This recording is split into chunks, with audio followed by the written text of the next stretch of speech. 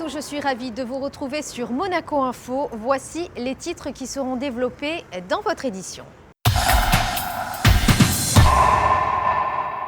Nous ouvrirons ce journal avec le ministre d'État qui a annoncé plusieurs mesures visant à moderniser l'administration monégasque. Nous parlerons du recensement 2016 de la population. Nous irons à l'Ermitage pour fêter les 70 ans du tribunal du travail. Et enfin, nous rejoindrons des pilotes qui participaient à une course de vélo.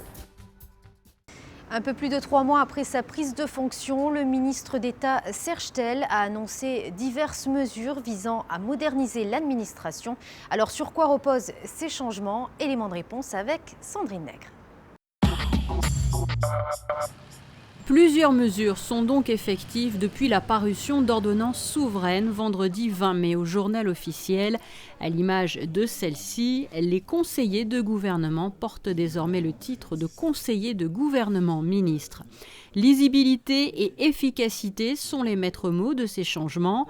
De son côté, le secrétariat général du ministère d'État devient le SGG, secrétariat général du gouvernement.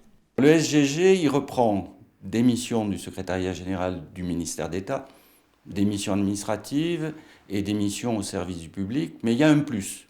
Donc les missions traditionnelles, je dirais, c'est tout ce qui concerne la vie du conseil de gouvernement, la préparation des arrêtés ministériels, un certain nombre de tâches administratives, et puis il y a ce qui est les missions pour le public, les distinctions honorifiques, les passeports, etc.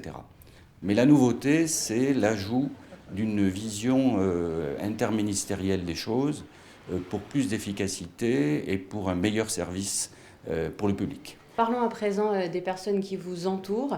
Je sais donc que vous avez plusieurs collaborateurs, notamment des adjoints. Est-ce que vous pouvez un petit peu là aussi nous les présenter? J'avais un adjoint, M. Vassallo, qui reste mon adjoint pour ce qui concerne le fonctionnement du secrétariat général du gouvernement. Et puis, je bénéficie de l'arrivée d'Isabelle Costa, qui est donc un second adjoint, je dirais, qui, elle, se charge de la cellule Europe. Vous savez que le dossier européen est certainement le dossier le plus important auquel nous devons faire face aujourd'hui, mais surtout pour les années qui viennent. Et donc, il était important de donner de la visibilité et de pouvoir, disons, assurer un meilleur fonctionnement, puisqu'il s'agit d'affaires qui sont interministérielles là aussi. Autre mesure, elle concerne le domaine de la communication. Le centre de presse disparaît, en termes de dénomination uniquement, et devient la direction de la communication. À sa tête, une femme, Geneviève Berthy, qui occupait précédemment le poste de directeur adjoint. Ce qui est important dans ce changement, c'est la nécessité de rendre plus lisible ce que nous faisons au quotidien. Et ce que nous faisons au quotidien, c'est avant tout de la communication au service de l'action gouvernementale. Donc il était nécessaire, avec l'évolution de nos métiers, de rendre ça plus pertinent dans la communication que nous émettons auprès de nos correspondants, si je peux dire.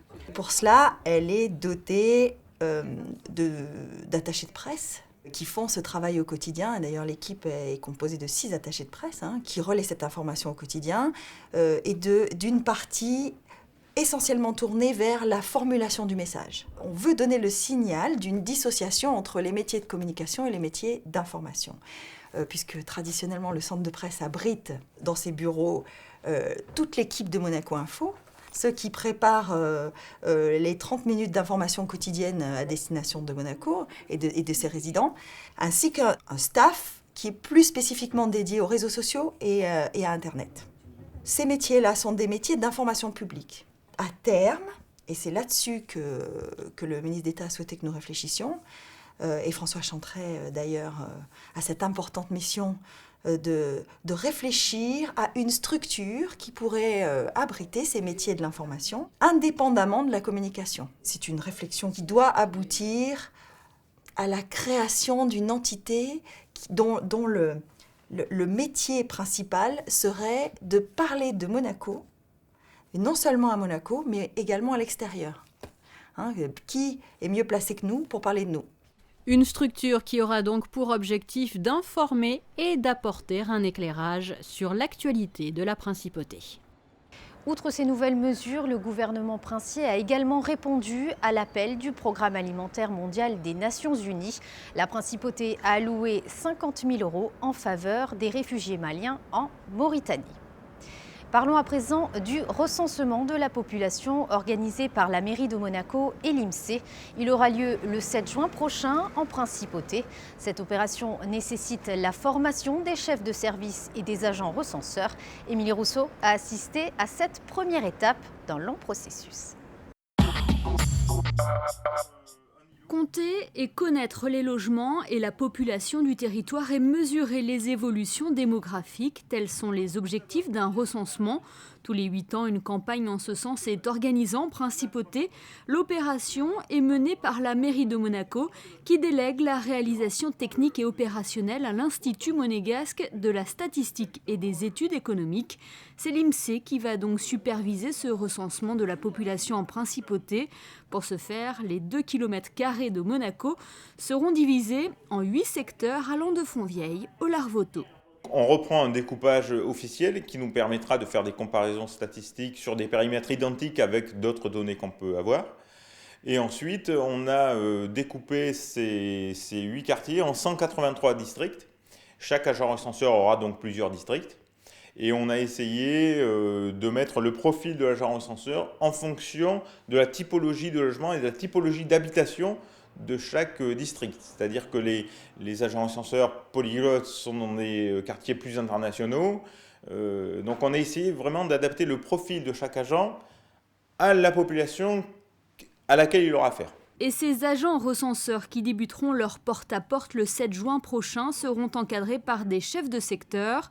Leur rôle est de s'assurer que le travail des agents soit correctement fait, de bâtiment en logement jusqu'à l'habitant. Ces responsables sont des fonctionnaires détachés par l'administration, à l'image de Franck Curetti, qui était déjà présent lors de la campagne de recensement en 2008. J'avais déjà fait cette campagne il y a 8 ans, donc c'est vrai que quand on m'a proposé, j'étais content de refaire partie de cette aventure et de pouvoir être à nouveau sur le terrain pour ce recensement. Ça s'était bien passé il y a 8 ans, donc on va essayer de renouveler de la même façon. Et ce qui est important, c'est d'encadrer les agents recenseurs, parce qu'il faut savoir que le recensement s'est découpé il y a 8 secteurs. Donc bien encadrer les agents sur le terrain pour pouvoir recueillir le plus possible de bulletins en retour de la part de la population. Après une matinée de formation, les chefs de secteur se sont ensuite rendus sur le terrain pour se familiariser avec leur secteur. Cela sera ensuite au tour des agents de recensement à être formés, car ce sont eux qui recueilleront les informations et qui numériseront les formulaires collectés. Direction à présent l'Ermitage, où le tribunal du travail fêtait ses 70 ans. L'événement s'est déroulé en présence du souverain et de nombreuses personnalités. Les détails dans ce reportage. Lorsque des conflits naissent à l'occasion de l'exécution d'un contrat de travail en principauté, il est alors possible de saisir le tribunal du travail. Ce dernier bénéficie d'un vaste champ de compétences. Il archive les règlements intérieurs des sociétés monégasques et il dispose de commissions administratives et contentieuses dédiées à la CAR et à la CARTI. Cependant, il n'est pas concerné par les contestations opposant l'État aux fonctionnaires, agents ou employés. La particularité du tribunal du travail repose surtout sur une coprésidence. Nous tenons à ce qu'il n'y ait pas quelqu'un qui ait une prédominance sur l'autre, en salarié ou en patron. C'est peut-être une des grandes caractéristiques et nous essayons de travailler pour qu'il y ait la rencontre et une unité dans notre façon d'intervenir. Il y a 48 participants. Nous siégeons aussi bien en audience, c'est-à-dire que lorsqu'il y a des litiges qui viennent de chez nous, qu'en conciliation au départ. Dans la mesure où la conciliation ne marche pas, on va à l'échelon supérieur, et également dans les conflits collectifs du travail. Créé en 1946, le tribunal du travail fête cette année ses 70 ans. L'occasion pour l'ensemble de la profession monégasque de dresser un bilan et de faire le point sur son évolution au fil du temps. La grande histoire, c'est que nous avons toujours réussi à nous adapter au fur et à mesure des modifications. D'abord, on n'était pas aussi nombreux, et puis petit à petit, compte tenu du nombre d'affaires, on a été plus nombreux à intervenir et à être nommés donc à la suite d'une ordonnance souveraine. Ça évolue parce que Monaco évolue, on évolue avec Monaco, toujours à dans le but de la justice sociale. Et sachez que si vous désirez saisir le tribunal du travail en principauté, vous pouvez obtenir et rédiger une requête introductive d'instance via le site internet du gouvernement monégasque. Le conseil d'administration de l'Institut océanographique vient de se réunir au musée océanographique.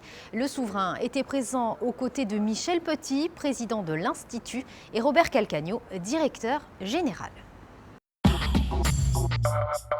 Nous avons à la fois une réflexion stratégique pour réfléchir à moyen et à long terme sur l'évolution de l'Institut océanographique, une réflexion politique sur les menaces qui pèsent sur les océans, sur les dossiers qu'il nous faut aborder au cours de l'année 2016 puis 2017, mais aussi des décisions tout à fait concrètes qui sont prises. Par exemple, ce matin, et sous la présidence de Son Altesse Sérénissime le Prince Albert II, 3 projets importants ont été décidés. D'une part, d'aller de l'avant sur les expéditions de l'Institut océanographique. Nous avons également obtenu l'approbation du conseil d'administration sur notre projet de nouvelle exposition qui s'intitulera Les explorateurs de l'Institut océanographique et qui mettra en avant le travail formidable qu'ont exécuté le prince Albert Ier à la fin du XIXe siècle, le commandant Cousteau au cours de la seconde moitié du XXe siècle et puis aujourd'hui, toujours notre patron, le prince Albert II. Le dernier projet que nous avons examiné, c'est un projet de réalisation d'un centre de soins pour la protection des tortues de Méditerranée. Et là-dessus, nous avons envisagé, regardé les plans, regardé les projets.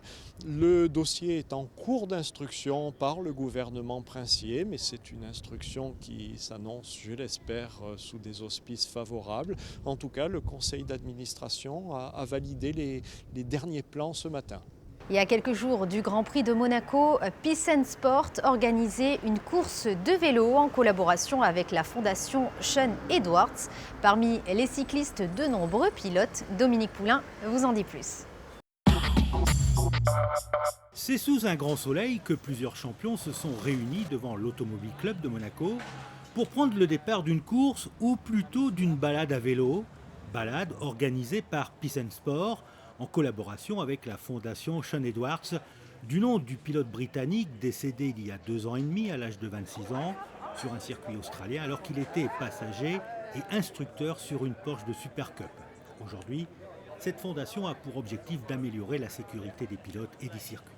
Au départ, de nombreux pilotes professionnels comme Alexander Wurz, Francesco Castellacci, Daniel Ricciardo et Luca Di Grassi, vainqueur du Grand Prix à Paris il y a quelques semaines. C'est très important d'être ici pour honorer la mémoire de Sean, qui était un amoureux du sport automobile.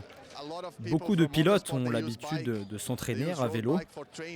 Donc c'est une bonne chose de continuer ce que nous faisons le plus souvent, tout en pensant à Sean dans cette belle cause. Peace and Sport, l'organisation pour la paix par le sport, avait elle délégué son champion de la paix, l'athlète Marc Raquil, impressionné par la présence de tous ces pilotes. Ils sont beaucoup plus affûtés que moi, donc je vais essayer de me cacher dans leur poche et essayer de les suivre. Mais bon, en même temps, c'est pas la course, donc c'est une petite balade entre potes, donc ça va être sympa.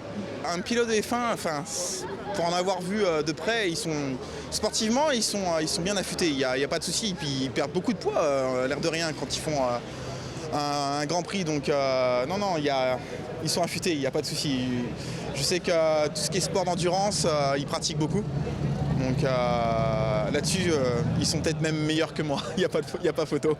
Tous les champions ont dédicacé un maillot qui sera remis au prince Albert II avant de prendre la direction de l'Italie et de Dolce Acqua pour une balade d'environ 70 km.